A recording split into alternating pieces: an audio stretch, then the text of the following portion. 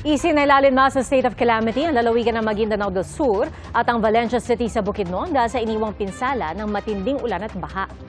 Ayon sa Pag-asa, bagyang apektado ng bagyong Nando ang timog na bahagi ng Bicol Region at Samar Island, kaya mataas ang tsansa ng pag-ulan doon ngayong magdamag. Saksi, si Cyril Chavez ng GMA Regional TV. Bakas ang pinsalang iniwan ng kaliwat kanang ulan at baha sa Valencia City sa Bukidnon. May mga tumagilid na sasakyan at sira-sirang bahay na sa tala ng CDRRMO ay aabot sa mahigit 80 ang totally damage. Apektado ang mahigit 5,000 individual o 2,000 pamilya. Mahigit 40 milyong piso ang pinsala. May mga naitala ring nasawi. Kining upat na itong patay, edad to siya 53 ug 27. Na ay 13 o na ay 17. So, estudyante 13 o 17.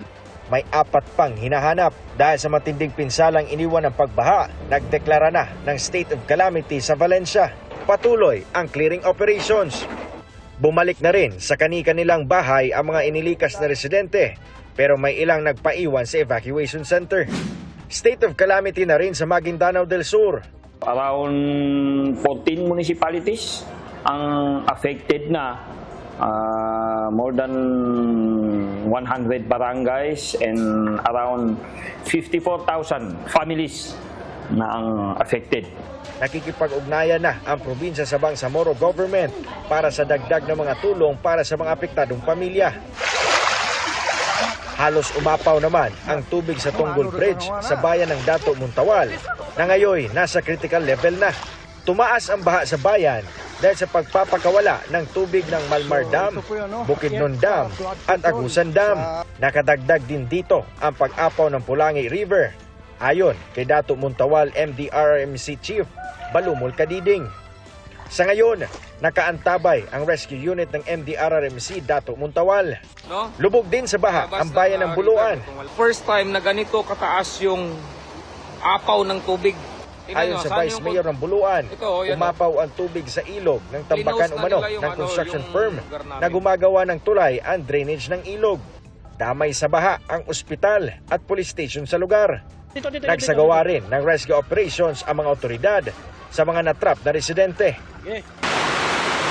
Nagresulta rin sa mataas na baha ang malakas na pag-ulan sa ilang bahagi ng Tacorong City, Sultan Kudarat. Pinadapa ng baha ang mga pananim na palay sa barangay Kalandagan. Sa barangay San Pablo, halos 5 araw na umanong lubog sa baha ang mga bahay. Sa ngayon, patuloy ang assessment ng CDRRMO sa mga apektadong lugar. Nasa 15 pamilya o 40 individual naman ang inilikas sa barangay Curuan sa Zamboanga City.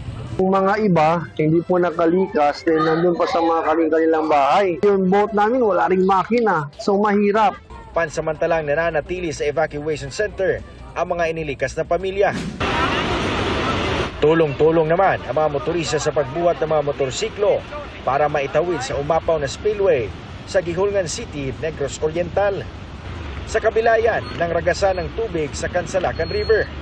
Ayon sa mga otoridad, may nakabantay raw na local rescue para matiyak na ligtas ang mga tumatawid.